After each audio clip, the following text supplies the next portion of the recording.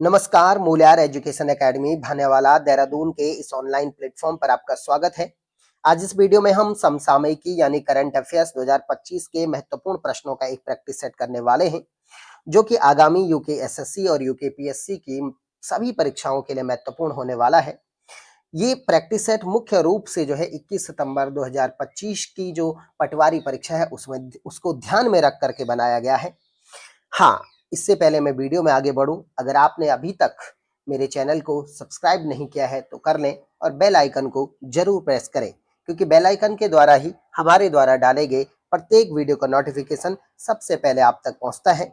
अगर आप इस महत्वपूर्ण प्रैक्टिस सेट को लास्ट तक देखते हैं, पूरा देखते हैं, तो ये आपके लिए बहुत ही महत्वपूर्ण और बेनिफिट देने वाला होने वाला है। तो आइए शुरुआत करते हैं पहले प्रश्न की। पहला प्रश्न है कि द्रोणाचार्य पुरस्कार 2024 से सम्मानित उत्तराखंडी कौन है? इसका ऑप्शन फर्स्ट है वो है सुभाष राणा, दूसरा ऑप्शन है रेणु कोहली, तीसरा ऑप्शन है प्रकाश नौटियाल और चौथा ऑप्शन है जयदेव विष्ट। आपको बता दूं, जो द्रोणाचार्य पुरस्कार है वो कोच को यानी प्रशिक्षक को दिया जाता है, जो कि अलग अलग खेलों के प्रशिक्षक होते हैं। तो इसका ऑप्शन जो फर्स्ट है वो सही आंसर होना चाहिए, सुभाष राणा को। अगला प्रश्न समझे जरा सा। प्रश्न सेकंड है कि उत्तराखंड में 38वें राष्ट्रीय खेलों का उद्घाटन कब किया गया था? आप जानते हैं इस वर्ष उत्तराखंड में 38वें राष्ट्रीय खेलों का उद्घाटन किया गया, जो कि हमारे उत्तराखंड के लिए गौरव की बात है। और इस जो राष्ट्रीय खेल है इनका उद्घाटन कब किया गया? इसके लिए ऑप्शन है 21 जनवरी 2025, दूसरा है 28 जनवरी 2025, तीसरा है 15 फरवरी 2025 और चौथा ऑप्शन है 30 फरवरी 2025। और इस दूसरे प्रश्न का सही उत्तर होना चाहिए, इसका उद्घाटन हुआ 28 जनवरी 2025 को। ये सही आंसर है। आपको इसके बारे में थोड़ा और जानकारी दे देते हैं कि जो 38वें राष्ट्रीय खेल है इनका उद्घाटन राजीव गांधी अंतर्राष्ट्रीय स्टेडियम रायपुर में हुआ था और इसके उद्घाटन जो है पीएम मोदी के द्वारा किया गया और इसका जो समापन समारोह हुआ था वो 14 फरवरी 2025 को हुआ था। यानी ये खेल 28 जनवरी से लेकर के 14 फरवरी के बीच खेले गए। थोड़ा और इसके बारे में समझते हैं कि जो ये खेल है इनकी जो मसाल है उसका नाम तेजस्विनी था, इसका जो मस्कट है इसका नाम मस्कट जो इनका है उसका नाम मोनाल था और इसके अलावा जो है इसकी जो टैग लाइन है इन खेलों की वो है संकल्प से शिखर तक। इनकी जो टैग लाइन है वो है संकल्प से शिखर तक। आइए अगले प्रश्न पर। तीसरा प्रश्न बहुत ही महत्वपूर्ण है। तीसरा प्रश्न है, इस वर्ष गणतंत्र दिवस पर हमारे राज्य की झांकी को कौन सा स्थान प्राप्त हुआ? आप जानते हैं हर वर्ष जो है हम गणतंत्र दिवस पर अपने राज्य की झांकी भेजते हैं, तो उस झांकी जो हमने भेजी है उसमें हमारा देश का कौन सा स्थान आया है? हमारे उत्तराखंड का ऑप्शन फर्स्ट प्रथम, ऑप्शन सेकंड द्वितीय, ऑप्शन थर्ड तृतीय और ऑप्शन फोर्थ है चतुर्थ। और इस वर्ष हमारे राज्य की झांकी का जो स्थान है वो है ऑप्शन थर्ड, जो सही आंसर है वो है तृतीय स्थान। यानी हमें हमारी राज्य की जो झांकी को स्थान मिला है वो तृतीय स्थान मिला है। अगला प्रश्न है चौथा प्रश्न, उत्तराखंड में यूसीसी कब लागू हुआ? समझे जरा। यूसीसी का मतलब होता है यूनिफॉर्म सिविल कोड। सभी नागरिकों के लिए समान नागरिक संहिता की बात समझ सकते हैं। ये उत्तराखंड में कब लागू हुआ? ऑप्शन है 28 फरवरी 2025, दूसरा ऑप्शन है 28 मार्च 2025, तीसरा ऑप्शन है 27 अप्रैल 2025 और चौथा ऑप्शन है 27 मई 2025। और इसका सही उत्तर है ऑप्शन फर्स्ट। मगर ऑप्शन फर्स्ट सही है लेकिन यहाँ पे थोड़ा मिसप्रिंटिंग हुई है, मिस्टेक हुई है। इसका सही उत्तर होना चाहिए 27 फरवरी की जगह यहाँ पे होना चाहिए जनवरी। यानी 27 जनवरी 2025 को उत्तराखंड में यूसीसी लागू हुआ और इसीलिए उत्तराखंड में 27 जनवरी को यूसीसी दिवस मनाया जाता है। आपको बता दूं, उत्तराखंड राज्य जो है वो यूसीसी लागू करने वाला देश का प्रथम राज्य है। अगला प्रश्न पर आइए। पांचवा प्रश्न है कि उत्तराखंड में जो छठा वित्त आयोग है वो उसके अध्यक्ष कौन बने हैं? अभी उत्तराखंड में छठे वित्त आयोग का गठन किया गया है, इसके जो अध्यक्ष हैं वो कौन बने हैं? ऑप्शन फर्स्ट है मीनाक्षी सुंदरम, दूसरा ऑप्शन है एन रविशंकर, तीसरा ऑप्शन है राधा रतूड़ी और चौथे ऑप्शन है नागेंद्र शर्मा। और इसका सही उत्तर है ऑप्शन सेकंड एन रविशंकर। आपको बता देता हूं कि जो छठा वित्त आयोग है उसकी जो रिपोर्टें हैं वो 2026 से लेकर के और 2031 के लिए लागू होंगी। यानी जो ये आयोग सिफारिश अपनी देगा वो सिफारिशें 2026 से 31 यानी अगले 5 वर्षों के लिए लागू रहेंगी। छठा प्रश्न पर आइए। क्या छठा प्रश्न है कि 12 जनवरी 2025 को पहला अंतर्राष्ट्रीय प्रवासी सम्मेलन उत्तराखंड में कहाँ आयोजित हुआ? पहली बार हमने अपने राज्य में प्रवासी सम्मेलन हमने इसे यहाँ पे ऑर्गेनाइज किया है अपने राज्य के प्रवासियों के लिए। तो वो कब हुआ? कब हुआ? तो 12 जनवरी 2025 को। लेकिन कहाँ हुआ? ऑप्शन फर्स्ट है नैनीताल, दूसरा ऑप्शन है हरिद्वार, तीसरा ऑप्शन है देहरादून और चौथा ऑप्शन है रुद्रपुर। और इसका सही उत्तर है ऑप्शन थर्ड देहरादून। यानी इस वर्ष जो है पहला जो अंतर्राष्ट्रीय प्रवासी सम्मेलन हमने किया है उत्तराखंड के लिए, उसका आयोजन देहरादून में हुआ 12 जनवरी 2025 को। अगला प्रश्न, सातवां प्रश्न बहुत ही महत्वपूर्ण है। वन संरक्षण के लिए महाभारत वाटिका की स्थापना कहाँ की गई? सातवां प्रश्न, आप अपनी नजर जरा इसमें गड़ाई रखिए कि वन संरक्षण के लिए जो महाभारत वाटिका है वो कहाँ स्थापित की गई? ऑप्शन फर्स्ट है काशीपुर में, ऑप्शन सेकंड है अल्मोड़ा में, ऑप्शन थर्ड है हल्द्वानी में और ऑप्शन फोर्थ है देहरादून में। और इसका सही उत्तर है ऑप्शन थर्ड हल्द्वानी में। अगला प्रश्न, आठवें प्रश्न पर अब आपकी नजर होनी चाहिए। उत्तराखंड में नया भू कानून कब लागू हुआ? देखो, हाल ही में उत्तराखंड में भू कानून लागू हुआ है। तो ये उत्तराखंड में जो नया भू कानून है वो कब लागू हुआ? इसके लिए ऑप्शन हमारे पास हैं 19 फरवरी 2025, दूसरा ऑप्शन है 20 मार्च 2025, तीसरा ऑप्शन है 21 अप्रैल 2025 और चौथा ऑप्शन है 23 मई 2025। और इसका सही उत्तर है ऑप्शन फर्स्ट 19 फरवरी 2025 को हमारे राज्य में भू कानून लागू हुआ। नौवें प्रश्न पर अब आप अपनी नजर दौड़ाइए। नौवां प्रश्न है, समझिए जरा कि निम्न में से किस उत्तराखंडी को धन्वंतरी पुरस्कार 2025 प्रदान किया गया? आपको बता दें जो धन्वंतरी पुरस्कार है वो आयुर्वेद और मेडिकल के क्षेत्र में दिया जाता है। ऑप्शन फर्स्ट है सुभाष पंत को इस वर्ष का जो धन्वंतरी पंत पुरस्कार दिया गया। ऑप्शन सेकंड है माता मंगला को, ऑप्शन थर्ड है रचना कुकरेती को और ऑप्शन फोर्थ है मायाराम उनियाल को। और इसका सही उत्तर है option fourth doctor Mayaram Uniyal को इस वर्ष का भारत सरकार का धन्वंतरी पुरस्कार 2025 दिया गया। 10वां प्रश्न बहुत ही महत्वपूर्ण है। 10वां प्रश्न, उत्तराखंड बजट 2025-26 ज्ञान मॉडल पर आधारित है। GYAN अलग अलग पॉइंट हो सकता है लेकिन इसे एक साथ नाम दिया गया, ज्ञान मॉडल पर आधारित है। इस मॉडल में जी किसे प्रदर्शित करता है? देखिए, हम अभी थोड़ी देर में इस पे और अच्छी तरीके से बात करेंगे। पहले जरा समझिए जरा कि जी किसे प्रदर्शित करता है। ऑप्शन फर्स्ट है गरीब को प्रदर्शित करता है, ऑप्शन सेकंड है ज्ञान को प्रदर्शित करता है, ऑप्शन थर्ड है ग्राम को प्रदर्शित करता है और ऑप्शन फोर्थ है गहनता को प्रदर्शित करता है। और इसका सही उत्तर है ऑप्शन फर्स्ट गरीब को प्रदर्शित करता है। यानी इसका सही उत्तर है जी जो है वो गरीब को प्रदर्शित करता है। बाकी इसमें जी के अतिरिक्त YAN भी है। वाई जो है ये युवा को यानी यूथ को प्रदर्शित करता है, युवा को प्रदर्शित करता है।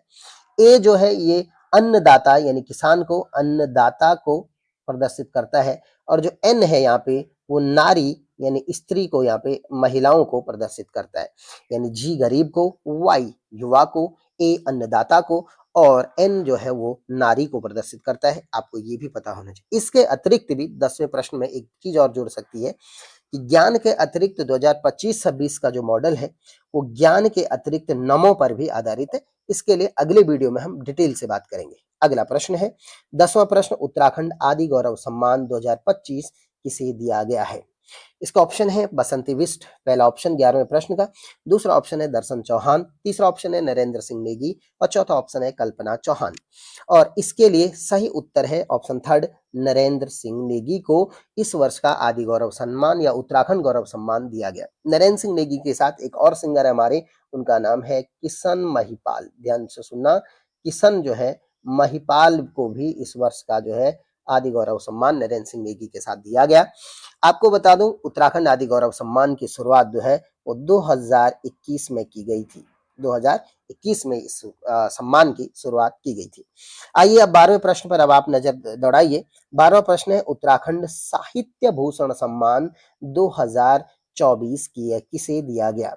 पहली बार उत्तराखंड आदि गौरव सम्मान के बाद जो है उत्तराखंड साहित्य भूषण यानी साहित्य के क्षेत्र में प्रसिद्ध काम करने वाले व्यक्ति को उत्तराखंड साहित्य सम्मान दिया गया। 2024 में पहली बार इसकी शुरुआत, पहली बार किसे दिया गया? इसके लिए ऑप्शन है गोपाल दत्त भट्ट जी को, सेकंड ऑप्शन है सुभाष पंत को, थर्ड ऑप्शन है नीरज नैथानी को और चौथा ऑप्शन है समा खान को। और इसका सही उत्तर होना चाहिए ऑप्शन सेकंड सुभाष पंत को। आपको कंफ्यूज नहीं होना है सुभाष राणा और सुभाष पंत में। सुभाष पंत जो कि बहुत ही प्रसिद्ध लेखक हैं, रचनाकार हैं।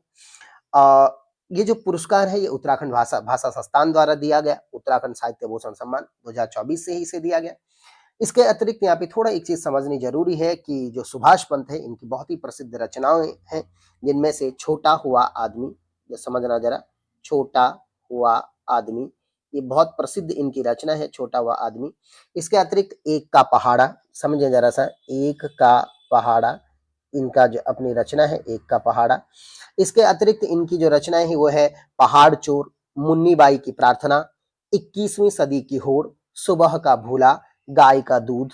ये बहुत ही प्रसिद्ध इनकी रचनाएं, लेकिन जिसमें से एक का पहाड़ा या छोटा हुआ आदमी या एक और रचना है इनकी, एक रात का फासला, ये महत्वपूर्ण इनकी रचनाएं हैं। 13वां प्रश्न पर अब आप आइए। 13वां प्रश्न जो है क्वेश्चन है कि 38वें राष्ट्रीय खेलों में उत्तराखंड के लिए प्रथम स्वर्ण पदक किसने दिलाया था? 38वें राष्ट्रीय खेल पर हमने 2-3 क्वेश्चन इससे पहले भी पढ़ चुके हैं कि 38वें राष्ट्रीय खेलों में उत्तराखंड के लिए प्रथम स्वर्ण पदक, प्रश्न को समझे, प्रथम स्वर्ण पदक किसने दिलाया था? ऑप्शन फर्स्ट है ज्योति वर्मा, दूसरा ऑप्शन है प्रिया आर्या, तीसरा ऑप्शन है अचोम तपस और चौथा ऑप्शन है रजनीश ठाकुर। और इसके लिए सही उत्तर होना चाहिए ऑप्शन थर्ड, अचोम तपस। ये देहरादून के निवासी थे अचोम तपस, उन्होंने जो है पहली बार उत्तराखंड के लिए 38वें राष्ट्रीय खेल में अपने एक स्वर्ण पदक दिलाया। इनका जो खेल था वो था वुशु खेल, आपको बता दूं उन्होंने वुशु खेल में जो है उत्तराखंड को पदक दिलाया था। अब इसी प्रश्न को और किस तरीके से समझ सकते हैं, जरा इस पर ध्यान दीजिएगा।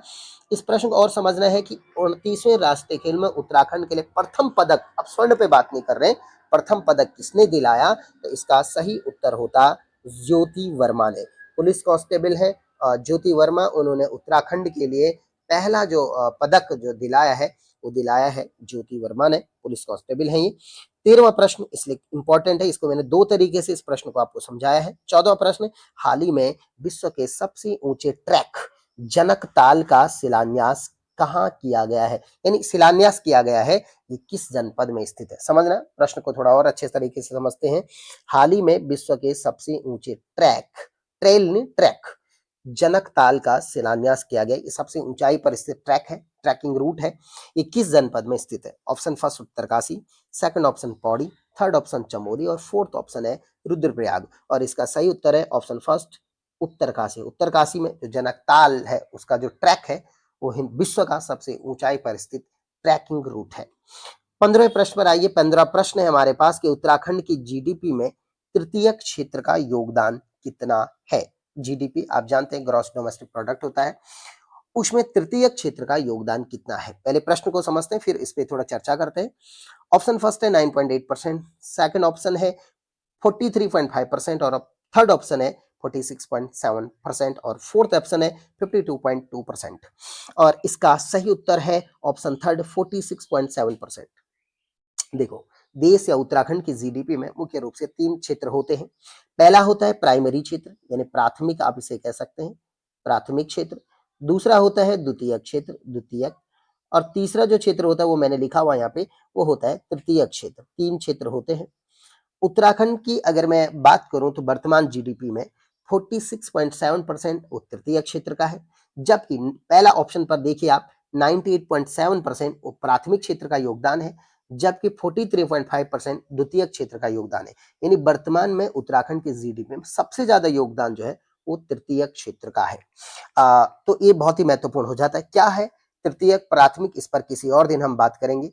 ये थे 15 प्रश्नों का बहुत ही महत्वपूर्ण प्रैक्टिस सेट, जो कि आपके लिए सभी परीक्षाओं के लिए यूपीएससी और यूपीएससी की बहुत ही महत्वपूर्ण होने वाला है। विशेष रूप से 21 सितंबर को जो 2025 में पटवारी का एग्जाम है उसके लिए तो बहुत ही महत्वपूर्ण है। नेक्स्ट जो है हमारा तुरंत जो है पटवारी के लिए और भी 15-20 प्रश्नों का ऐसे ही प्रैक्टिस सेट आएगा, जो कि पटवारी और आगे भी और परीक्षाओं के लिए महत्वपूर्ण होगा। आपको ये वीडियो कैसा लगा हमें कमेंट सेक्शन में जरूर बताएं। और हाँ, अगर अभी तक आपने हमारे चैनल को सब्सक्राइब नहीं किया तो कर लें और बेल आइकन को जरूर प्रेस कीजिएगा। हाँ, अगर आपने हमारा चैनल सब्सक्राइब कर दिया है तो इस वीडियो को लाइक करें और जितना हो सके उतना शेयर कीजिएगा। धन्यवाद।